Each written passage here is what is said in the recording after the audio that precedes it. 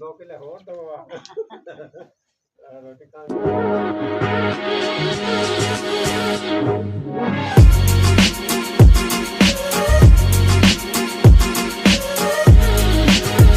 ਬਿਸਮਿल्लाहिर्रहमानिर्रहीम।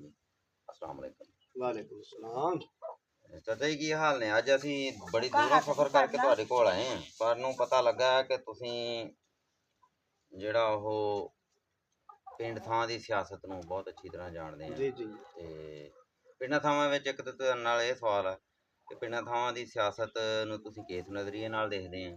ਲੋਕਾਂ ਨੂੰ ਇਕੱਲੀਆਂ ਬਹਿ ਕੇ ਗੱਲਾਂ ਹੀ ਕਰਨੀਆਂ ਚਾਹੀਦੀਆਂ ਜਾਂ ਕਿ ਇਹ ਕਿਸ ਤਰ੍ਹਾਂ ਲੋਕ ਅਮਲ ਪੈਰਾ ਹੋਣ ਕਿ ਇਹਦਾ ਕੋਈ ਫਾਇਦਾ ਹੋਵੇ? ਤੇ ਮੁਲਕੀ ਸਿਆਸਤ ਨੂੰ ਤੁਸੀਂ ਇਸ ਟਾਈਮ ਕਿਸ ਹਿਸਾਬ ਨਾਲ ਦੇਖਦੇ ਹੋ? ਅਸਲੀ ਹਕੀਕਤ ਇਹ ਆ ਕਿ ਪਿੰਡਾਂ ਥਾਵਾਂ ਦੀ ਜਿਹੜੀ ਸਿਆਸਤ ਹੈ ਨਾ, ਹਾਂਜੀ ਹਾਂਜੀ ਇਹ ਲੋਕ ਆਪਣੇ ਆਪਣੇ ਨਜ਼ਰੀਆਂ ਨਾਲ ਆਪਣੇ ਆਪਣੇ ਮਨਸ਼ਾ ਦੇ ਨਾਲ ਗੱਲਾਂ ਕਰੀ ਜਾਂਦੇ ਨੇ, ਹਾਂਜੀ ਲੇਕਿਨ ਇਹ ਬੇਫਾਇਦਾ ਹੈ ਕਿਉਂਕਿ ਨੁਮਾਇੰਦੇ ਸਾਡੀ ਨਾ ਗੱਲ ਸੁਣਦੇ ਨੇ, ਨਾ ਸਾਡੇ ਕਿਸੇ ਵੀ ਸਾਡੇ ਖੈਰ ਦੇ ਕੰਮ ਦੇ ਵਿੱਚ ਮੁਦਾਖਲਤ ਨਹੀਂ ਕਰਦੇ। ਮੈਂ ਤੁਹਾਡੀ 2 ਮਿੰਟ ਗੱਲ ਟੋਕਦਾ ਜੀ। ਅਸਲ ਵਿੱਚ ਤੁਸੀਂ ਦੇਖਿਆ ਹੋਊਗਾ ਅਕਸਰ ਔਕਾਤ ਹੀ ਕਿ ਜਿੱਥੇ 5-10 ਬੰਦੇ ਬੈਠਦੇ ਆ ਸਵੇਰ ਨੂੰ, ਦੁਪਹਿਰ ਨੂੰ, ਸ਼ਾਮ ਨੂੰ 4-5 ਬੰਦੇ ਬਹਿਣਗੇ, ਉਹ ਜਿਹੜੀਆਂ ਖਬਰਾਂ ਟੀਵੀ ਤੇ ਉਰਾਂ ਪਰਾਂ ਸੁਣਦੇ ਨੇ ਉੱਤੇ ਤਬਸਰਾ ਕਰਨਗੇ। ਮੁਲਕ ਨੂੰ ਤਕਰੀਬਨ ਇਦਾਂ ਹੀ ਸਮਝਦੇ ਆ ਵੀ ਜਿਵੇਂ ਅਸੀਂ ਚਲਾ ਰਹੇ ਹੁੰਦੇ ਹਾਂ। ਲੇਕਿਨ ਇਸ ਬਹਿ ਕੇ ਗੱਲਾਂ ਕਰਨ ਦਾ ਕਿਸੇ ਤੇ ਕੋਈ ਫਾਇਦਾ ਤਾਂ ਹੈ ਕੋਈ ਨਹੀਂ, ਨਾ ਕੋਈ ਸੁਣਦਾ ਹੀ ਹੈ। ਕੋਈ ਫਾਇਦਾ ਨਹੀਂ। ਬੰਦਿਆਂ ਨੂੰ ਕਿਸ ਤਰ੍ਹਾਂ ਇਸ ਟਾਈਮ ਲਾਹੇ ਅਮਲ ਇਖਤਿਆਰ ਕਰਨਾ ਚਾਹੀਦਾ ਹੈ ਕਿ ਜਿਹਦੇ ਨਾਲ ਕੋਈ ਉਹਨਾਂ ਨੂੰ ਫਾਇਦਾ ਵੀ ਹੋਵੇ? ਪਿੰਡ ਥਾਂ ਦੇ ਲੋਕਾਂ ਦਾ ਖਾਸ ਕਰ ਸਿਆਸਤ ਬਹੁਤ ਜ਼ਰੂਰੀ ਹੈ। ਪਿੰਡ ਥਾਂ ਦੇ ਜਿਹੜੇ ਵੀ ਲੋਕ ਨੇ ਉਹਨਾਂ ਨੂੰ ਆਪਣੀ ਆਇੰਦਾ ਨਸਲਾਂ ਵਾਸਤੇ ਗੌਰ ਫਿਕਰ ਕਰਨਾ ਚਾਹੀਦਾ ਹੈ ਕਿ ਅਸੀਂ ਕਿਸ ਕਿਆਦਤ ਨੂੰ ਪਾਕਿਸਤਾਨ ਤੇ ਇਹਨੂੰ ਹਕੂਮਤ ਦਈਏ ਤਾਂ ਕਿ ਸਾਡੀਆਂ ਆਇੰਦਾ ਨਸਲਾਂ ਜਿਹੜੀਆਂ ਨੇ ਉਹ ਸਹੀ ਪ੍ਰਵਾਨ ਚੜ ਸਕਣ। ਅੱਜ ਵੋਟ ਇੱਕ ਜਿਹੜਾ ਤੁਹਾਡਾ ਕੀਮਤੀ ਕੀਮਤੀ ਇੱਕ ਚੀਜ਼ ਹੈ, ਉਹਨੂੰ ਤੁਸੀਂ ਸਹੀ ਜਗ੍ਹਾ ਤੇ ਇਸਤੇਮਾਲ ਕਰੀਏ। ਜਿਹੜਾ ਹੱਕ ਦੀ ਗੱਲ ਕਰਦਾ ਉਹਦੀ ਹਿਮਾਇਤ ਕਰੀਏ, ਜਿਹੜਾ ਜ਼ਿਆਦਤੀ ਕਰਦਾ ਉਹਦੇ ਤੋਂ ਨਫ਼ਰਤ ਕਰੀਏ। ਇਹ ਪਿੰਡਾਂ ਥਾਵਾਂ ਦੀ ਜਿਹੜੀ ਸਿਆਸਤ ਹੈ ਨਾ, ਇਹਦੇ ਤੋਂ ਖੁਦਾ ਹੀ ਅਮਾਨ ਦੇਵੇ, ਆਵਾਮ ਨੂੰ ਫਾਇਦਾ ਕੋਈ ਨਹੀਂ। ਹਾਂਜੀ, ਇਹ ਮਤਲਬ ਬਹਿ ਕੇ ਗੱਲਾਂ ਕਰਨ ਦਾ ਫਾਇਦਾ ਕੋਈ ਨਹੀਂ। ਹੁਣ ਇਸ ਟਾਈਮ ਇੱਕ ਅਹਿਮ ਜ਼ਰੂਰਤ ਆ ਤੇ ਸਾਨੂੰ ਉਹਦਾ ਤੇ ਗੌਰ ਕਰਨੀ ਚਾਹੀਦੀ ਹੈ। ਤੇ ਤੁਸੀਂ ਇਹਨੂੰ ਕਿਸ ਹਿਸਾਬ ਨਾਲ ਜੱਜ ਕਰਨ ਦੇ? ਅਸੀਂ ਇਸ ਹਕੀਕਤ ਨੂੰ ਆਨੇ ਆ ਕਿ ਸਾਬਕਾ ਜਿਹੜੇ 4 ਸਾਲ ਸਨ ਨਾ, ਉਹ ਆਵਾਮ ਬੜੇ ਸਕੂਨ ਨਾਲ, ਇੱਜ਼ਤ ਨਾਲ, ਦਹਿਸ਼ਤਗਰਦੀ ਤੋਂ ਸਾਫ਼ ਸੀ, ਪੁਰਅਮਨ ਆਵਾਮ ਗੁਜ਼ਾਰਾ ਕਰਦੀ ਸੀ। ਜੰਗਲ ਦੇ ਵਿੱਚ, ਦਿਹਾਤਾਂ ਦੇ ਵਿੱਚ ਆਵਾਮ ਰੋਟੀ ਸਕੂਨ ਨਾਲ ਖਾਂਦੀ ਸੀ। ਤੇ ਸਾਬਕਾ 4 ਸਾਲ ਦੇ ਵਿੱਚ ਆਮ ਆਦਮੀ ਜਾ ਕੇ 20 ਰੁਪਏ ਦਾ ਮਸਾਲਾ ਲੈ ਕੇ ਚਟਣੀ ਕਰਕੇ ਰੋਟੀ ਖਾ ਲੈਂਦਾ ਸੀ। ਉਹ ਚਟਣੀ ਇਸ ਟਾਈਮ ਗਰੀਬ ਨੂੰ 100 ਰੁਪਏ ਦੀ ਵੀ ਨਹੀਂ ਮਿਲਦੀ। ਗੋਸ਼ਤ ਨਹੀਂ ਖਾ ਸਕਦਾ, ਚਿਕਨ ਨਹੀਂ ਖਾ ਸਕਦਾ, ਸਬਜ਼ੀ ਲੈਣ ਤੋਂ ਔਖਾ ਹੈ, ਆਟਾ ਨਹੀਂ ਮਿਲਦਾ, ਫਾਕਾ ਕਸ਼ੀ ਦੇ ਵਿੱਚ। ਹੁਣ ਸਾਡੀਆਂ ਆਇੰਦਾ ਨਸਲਾਂ ਜਿਹੜੀਆਂ ਨੇ, ਇਹਨਾਂ ਦੇ ਇਹ ਹਾਲਾਤ ਹੋਣਗੇ ਕਿ ਜਿਹਨੂੰ ਸਾਲ 2 ਸਾਲ ਰੋਟੀ ਬੱਚੇ ਨੂੰ ਨਾ ਮਿਲੀ, ਦੁੱਧ ਨਾ ਮਿਲਿਆ, ਉਹਨੇ ਪ੍ਰਵਾਨ ਕਿੱਥੋਂ ਚੜਨਾ? ਬਿਲਕੁਲ। ਉਹ ਜਿਹੜੇ 10-12 ਸਾਲ ਦਾ ਭੁੱਖਾ ਨੰਗਾ ਹੋ ਜਾਏਗਾ, ਉਹ ਜਾਏਗਾ ਪਾਕ ਫੌਜ ਦੇ ਵਿੱਚ ਜੀ ਮੈਂ ਸਿਪਾਹੀ ਭਰਤੀ ਹੋਣਾ। ਉੱਥੇ ਗਿਆ ਤੇ ਉਹਨਾਂ ਦੇ ਫੀਸ ਦੇ ਵਿੱਚੋਂ ਹੀ ਉਹਨੇ ਤੀਰ ਵਾਂਗੂ ਥੱਲੇ ਨਿਕਲ ਜਾਣਾ, ਕਮਜ਼ੋਰ ਹੋਏਗਾ। ਪਾਕਿਸਤਾਨੀ ਫੌਜ ਦੇ ਵਿੱਚ ਕੌਣ ਜਾ ਕੇ ਭਰਤੀ ਹੋ ਕੇ ਇਸ ਵਤਨ ਦੀ ਹਿਫਾਜ਼ਤ ਕਰੇਗਾ? ਇੱਕ ਸਮਝਿਆ ਸੋਚਾ ਮਨਸੂਬਾ ਹੈ ਜਿਹਦੇ ਤਹਿਤ ਸਾਡੇ ਪਾਕਿਸਤਾਨ ਦੀ 24 ਕਰੋੜ ਮੁਸਲਮਾਨ ਜਿਹੜੇ ਨੇ ਉਹਨਾਂ ਦੀ ਨਸਲ ਕੁਸ਼ੀ ਹੋ ਰਹੀ ਹੈ ਤੇ ਹਾਂ, ਇਹ ਯਹੂਦੀ ਏਜੰਡਾ ਲੈ ਕੇ ਆਏ ਨੇ। ਲਿਹਾਜ਼ਾ ਪੂਰੀ ਕੌਮ ਨੂੰ ਮੈਂ ਤੰਬੀਹ ਕਰਾਂਗਾ ਕਿ ਇੰਤਖਾਬ ਉਸ ਬੰਦੇ ਨੂੰ ਦਿਓ ਜਿਹੜਾ ਇਸ ਮੁਲਕ ਕੌਮ ਦੀ ਬਿਹਤਰੀ 'ਚ ਹੋਵੇ ਤੇ ਇਹਦੀ ਹਿਫਾਜ਼ਤ ਵੀ ਕਰ ਸਕੇ, ਤੁਹਾਡੀ ਰੋਟੀ ਦੀ ਬੁਰਕੀ ਵੀ ਹਿਫਾਜ਼ਤ ਕਰ ਸਕੇ। ਹੁਣ ਇਹ ਜਾਹਿਲ ਲੋਕ ਆਏ ਨੇ ਗੈਰ ਮੁਲਕੀ ਏਜੰਡਾ ਲੈ ਕੇ, ਇਹਨਾਂ ਆਣ ਕੇ ਗਰੀਬਾਂ, ਯਤੀਮਾਂ, ਮਿਸਕੀਨਾਂ, ਬੇਵਾ ਜੋ ਵੀ ਹਾਸਣ ਉਹਨਾਂ ਦੇ ਗਲੇ ਦੇ ਵਿੱਚੋਂ ਰੋਟੀ ਦੀ ਬੁਰਕੀ ਖਿੱਚ ਲਈ ਹੈ। ਇਸ ਟਾਈਮ ਫਾਕਾ ਕਸ਼ੀ ਹੈ, ਨਾ ਕੋਈ MP ਗੱਲ ਸੁਣਦਾ, ਨਾ ਕੋਈ MNA ਸੁਣਦਾ, ਤੇ ਹਰ ਪਾਕਿਸਤਾਨੀ ਦੇ ਉੱਤੇ FIRਾਂ ਦੀ ਬਾਰਿਸ਼ ਹੋ ਰਹੀ ਹੈ। ਤਕਰੀਬਨ ਪਾਕਿਸਤਾਨ ਦੇ ਸਾਰੇ ਥਾਣਿਆਂ 'ਚੋਂ FIR ਦੀਆਂ ਕਾਪੀਆਂ ਖਤਮ ਹੋ ਗਈਆਂ, ਲੇਕਿਨ ਇਹਨਾਂ ਦਾ ਜ਼ੁਲਮ ਖਤਮ ਨਹੀਂ ਹੋਇਆ। ਬਾਕੀ ਰਹਿ ਗਿਆ ਕਿਆਮੇ ਪਾਕਿਸਤਾਨ ਤੋਂ ਲੈ ਕੇ ਅੱਜ ਤੱਕ ਇਹਨਾਂ ਮੁਸਲਮਾਨਾਂ ਕੁਰਬਾਨੀਆਂ ਦੇ ਕੇ ਅੱਲਾ ਨੇ ਸਾਨੂੰ ਇਹ ਖਿੱਤਾ ਦਿੱਤਾ ਸੀ, ਇਸ ਖਿੱਤੇ ਦੀ ਹਿਫਾਜ਼ਤ ਨਹੀਂ ਕਰ ਸਕੇ। ਲੁੱਟਣ ਵਾਲੇ ਬਾਤੇ ਨੇ ਤੇ ਮਜ਼ਲੂਮ ਥੋੜੇ ਨੇ। ਅੱਛਾ, ਇਹਨਾਂ ਲੁੱਟ ਕੇ ਸਰਮਾਇਆ ਬਾਹਰ ਲੈ ਗਏ। ਅੱਜ ਪਾਕਿਸਤਾਨ ਦਿਵਾਲੀਆ ਹੋ ਚੁੱਕਾ ਹੈ, ਗਰੀਬ ਦੇ ਮੂੰਹ ਦੇ ਵਿੱਚੋਂ ਨਵਾਲਾ ਵੀ ਖਿੱਚ ਲਿਆ ਇਹਨਾਂ ਤੇ ਚੀਖੋ ਪੁਕਾਰ ਕੋਈ ਸੁਣਨ ਵਾਲਾ ਕੋਈ ਨਹੀਂ। ਪਹਿਲੀ ਗੱਲ ਇਹ ਆ ਕਿ ਜਦੋਂ ਸਾਡਾ ਐਟਮੀ ਅਸਾਸਾ, ਐਟਮੀ ਪਾਵਰ ਅਸੀਂ ਪਾਕਿਸਤਾਨ ਬਣੇ ਆ, ਸਾਡੇ ਸਿਰ ਬੁਲੰਦ ਸਨ, ਅਸੀਂ 22-24 ਕਰੋੜ ਮੁਸਲਮਾਨ ਖੁਸ਼ ਹਾਂ ਕਿ ਸਾਡੇ ਹਿਫਾਜ਼ਤ ਵਾਸਤੇ ਸਾਡੇ ਕੋਲ ਐਟਮੀ ਅਸਾਸੇ ਨੇ, ਲੇਕਿਨ ਅੱਜ ਸਾਡੇ ਗਰੀਬ ਦੇ ਮੂੰਹ ਦੇ ਵਿੱਚ ਨਵਾਲਾ ਨਹੀਂ, ਫਾਕਾ ਕਸ਼ੀ ਦੇ ਵਿੱਚ, ਤੇ ਸਾਡੇ ਸਿਰ ਸ਼ਰਮ ਤੋਂ ਝੁਕ ਗਏ ਨੇ ਕਿ ਸਾਡਾ ਮੁਲਕ ਐਟਮੀ ਪਾਵਰ ਤੇ ਆਵਾਮ ਦੇ ਕੋਲ ਇੱਕ ਵਕਤ ਦੀ ਰੋਟੀ ਨਹੀਂ। ਇਹ ਇੱਕ ਬੜਾ ਗੌਰ ਫਿਕਰ ਕਰਨ ਵਾਲਾ। ਬਾਕੀ ਰਹਿ ਗਿਆ ਮਸਲਾ ਪਾਕਿਸਤਾਨ ਤੇ ਕੁਫਾਰ ਨੇ ਕਈ ਵਾਰ ਅਟੈਕ ਕੀਤਾ। ਇਹ 22 ਕਰੋੜ ਮੁਸਲਮਾਨ ਪਾਕ ਫੌਜ ਦੇ ਇੱਕ ਸਿਪਾਹੀ ਦੇ ਸ਼ਾਨਾ ਬਸ਼ਾਨਾ ਹੋ ਕੇ ਇਸ ਵਤਨ ਦੀ ਹਿਫਾਜ਼ਤ ਕੀਤੀ ਹੈ। ਬਿਲਕੁਲ ਨਹੀਂ, ਬੇਸ਼ੱਕ ਇਹ ਕੋਈ ਗਾਂ ਵੀ ਇਨਸ਼ਾਅੱਲਾ ਕਰਨਗੇ। ਤੇ ਸਾਡੀ ਫੌਜ ਸਾਡੇ ਸਿਰ ਮੱਥੇ ਜੀ, ਫੌਜ ਤੋਂ ਆਰਮੀ ਤੋਂ ਬਗੈਰ ਤੇ ਅਸੀਂ ਚੱਲ ਹੀ ਨਹੀਂ ਸਕਦੇ। ਤੇ ਪਾਕ ਫੌਜ ਦੇ ਨੌਜਵਾਨਾਂ ਨੂੰ ਸਲਾਮ ਆ ਜਿਹੜੇ 24 ਘੰਟੇ ਸਾਡੀ ਹਿਫਾਜ਼ਤ ਵਾਸਤੇ ਮਾਮੂਰ ਨੇ। ਤੇ ਅੱਲਾਹ ਪਾਕ ਖੈਰ ਕਰੇ। ਮਜ਼ੀਦ ਕੁਝ ਚੀਜ਼ਾਂ ਜਿਹੜੀਆਂ ਉਹ ਸਾਡੇ ਨੌਜਵਾਨਾਂ ਨੂੰ ਦੱਸਣਾ ਚਾਹੂੰ। ਅਸਲ ਹਕੀਕਤ ਇਹ ਆ ਕਿ ਨੌਜਵਾਨ ਤਮਾਮ ਪਾਕਿਸਤਾਨ ਦੇ ਗੈਰਤਮੰਦ ਗਯੂਰ ਪਾਕਿਸਤਾਨੀ ਉੱਠ ਕੇ ਆਪਣੇ ਵਤਨ ਦੀ ਹਿਫਾਜ਼ਤ ਵਾਸਤੇ ਐਸੀ ਪਾਰਟੀ ਨਾਲ ਤਾਮਨ ਕਰਨ ਜਿਹੜਾ ਇਸ ਮੁਹੱਬੇ ਵਤਨ ਹੋਵੇ, ਜਿਹਦਾ ਸਰਮਾਇਆ ਪਾਕਿਸਤਾਨ 'ਚ ਹੋਵੇ, ਜਿਹਦਾ ਬੈਰੂਨੇ ਮੁਲਕ ਕੋਈ ਤਲਕ ਨਾ ਹੋਵੇ, ਕੋਈ ਉਹਦੀ ਫੈਕਟਰੀ ਕਾਰਖਾਨਾ ਬਾਹਰ ਬੈਰੂਨੇ ਮੁਲਕ ਨਾ ਹੋਵੇ, ਉਹਨੂੰ ਇੰਤਖਾਬ ਕਰਨ ਤਾਂ ਕਿ ਪਾਕਿਸਤਾਨ ਨੂੰ ਇਸ ਦਲਦਲ ਦੇ ਵਿੱਚੋਂ ਨਿਕਾਲ ਸਕੇ।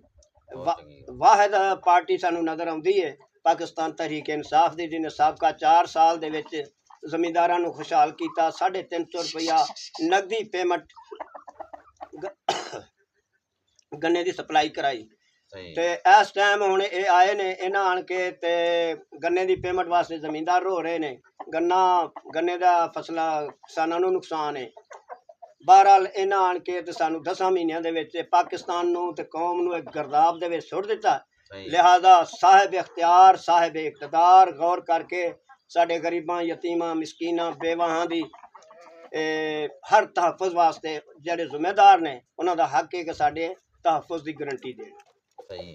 ਤੇ ਬਾਕੀ ਰਹਿ ਗਿਆ क़याम ਪਾਕਿਸਤਾਨ ਤੋਂ ਲੈ ਕੇ ਅੱਜ ਤੱਕ ਜੋ ਵੀ ਆਏ ਨੇ ਉਹਨਾਂ ਆਪਣੀਆਂ ਤਜੋਰੀਆਂ ਭਰੀਆਂ, ਕੌਮ ਦਾ ਖਾਨਾ ਖਰਾਬ ਕੀਤਾ। ਗਰੀਬ ਯਤੀਮ ਦਿਹਾਤਾਂ ਦੇ ਵਿੱਚ ਤਾਲੀਮ ਨਹੀਂ ਹਾਸਲ ਕਰ ਸਕੇ, ਖਾਸ ਕਰ ਜਿਹੜੇ ਦਿਹਾਤਾਂ ਦੇ ਵਿੱਚ ਬੁਨਿਆਦੀ ਸਹੂਲੀਅਤ ਨਹੀਂ ਦਿੱਤੀ।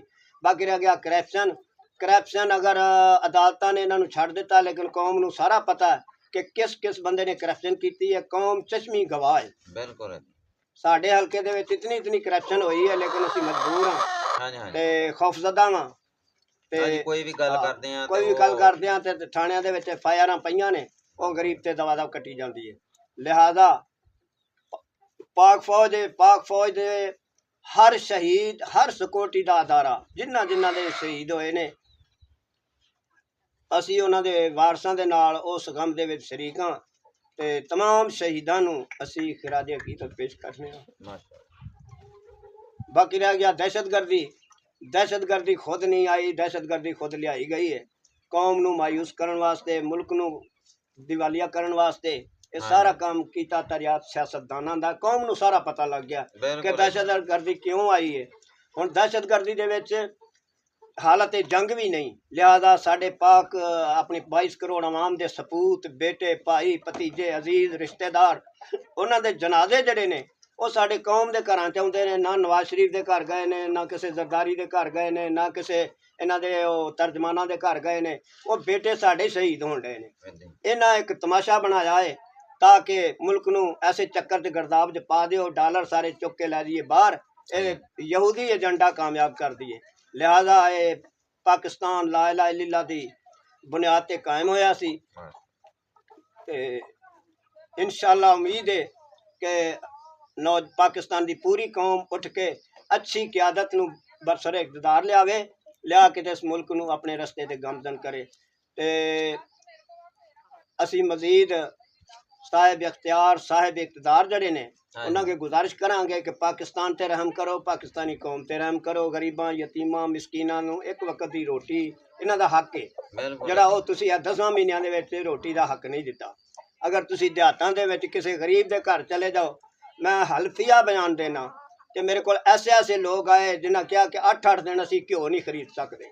ਕਈ ਐਸੇ ਆਏ ਜਿਨ੍ਹਾਂ ਦੇ ਕੋਲ 8-8 ਦਿਨ ਘਰ 'ਚ ਆਟਾ ਨਹੀਂ। ਮੈਂ ਇਹਨਾਂ ਹੁਕਮਰਾਨਾਂ ਨੂੰ ਪੁੱਛਣਾ, ਮੈਂ ਇੱਕ ਸਾਹਿਬ ਇਕਤਦਾਰ, ਸਾਹਿਬ ਇਖਤਿਆਰ ਨੂੰ ਇੱਕ ਹਦੀਸ ਕੁਦਸੀ ਨਜ਼ਰ ਕਰਨਾ کہ اللہ تعالیٰ نے اپنے فرشتے جبرائیل نے حکم دیتا سی کہ جبرائیل میں پل صراط کو جہنم کے اوپر نصب کروں گا اور اس شخص کو روک لوں گا۔ جبرائیل نے آواز دی، بار الہ کس کو روکے گا؟ آواز قدرت آئی، اے جبرائیل میں رعایا کے حاکم و منصف کو پل صراط کے کنارے پہ روک لوں گا۔ آواز جبرائیل نے کہا، مولا یا اے خدا بندہ تو روک کر کیا کرے گا؟ آواز قدرت آئی، میں اسے پوچھوں گا تو نے اپنی رعایا کے ساتھ عدل و انصاف کیا یا نہیں؟ تو صاحب اقتدار تھا، صاحب اختیار تھا، حاکم و منصف تھا، بتا تو نے اپنی رعایا کے ساتھ انصاف کیا ہے؟ اگر وہ عادل نکلا تو میری وحدت گواہ ہے کہ وہ پل صراط نہ باریک ہوگی نہ تیز ہوگی اور جنت کی طرف اس کو راستہ مل جائے گا۔ اگر وہ ظالموں میں ہوا اور اس نے رعایا کے ساتھ عدل و انصاف نہ کیا ہوگا تو میری جہنم لرزہ کھا کے اس کو جہنم میں پھینک دے گی۔ جا میرے حبیب کو پیغام دے۔ یہ ہے حدیث قدسی، فرمان خداوندی۔ نمبر 2، حضرت بہلول سے وقت کے حاکم نے پوچھا تھا، اے بہلول تو غلام رسول ہے، نبی کا غلام ہے، بتا جو چوری کرے اس کے ساتھ کیا سلوک ہونا چاہیے؟ حضرت بہلول نے جواب دیا، اے حاکم یاد رکھ اگر کوئی چوری کرے اس کی تحقیقات کرو، آیا یہ عادی چور ہے؟ اگر عادی چور ہے تو اس کا ہاتھ کاٹ دو، اگر وہ عادی چور نہیں، اس نے فاقہ کشی سے، بچوں کی فاقہ کشی سے، مصیبت کی وجہ سے مجبور ہو کر اس نے چوری کی ہے، تو حضرت بہلول نے کہا، اے وقت کے بادشاہ پھر اس کو سزا نہ دی جائے، وقت کے بادشاہ کا سر قلم کر دیا جائے۔ یہ ہے ہمارا دین، یہ ہے ہمارا اسلام۔ اسلام پیغام سلامتی کا دیتا ہے۔ اللہ تعالیٰ فرماتا ہے، ان دین عند اللہ اسلام، میرے نزدیک ایک ہی سلامتی والا دین ہے جس کا نام اسلام ہے۔ میں پاکستان کے تمام حکمرانوں سے، تمام صاحب اختیار سے، تمام صاحب اقتدار سے سوال کرتا ہوں، کیا وہ پل صراط آپ کو یاد نہیں جس پہ خالق کائنات سوال کرے گا، آیا تو نے میری مخلوق کے ساتھ، اپنی رعایا کے ساتھ عدل و انصاف کیا؟ اب پاکستان کی چار دیواری کے اندر کوئی صاحب اختیار، صاحب اقتدار ہاتھ کھڑا کر کے اپنی قوم کے ساتھ یہ وعدہ نہیں کر سکتا کہ میں عادل ہوں۔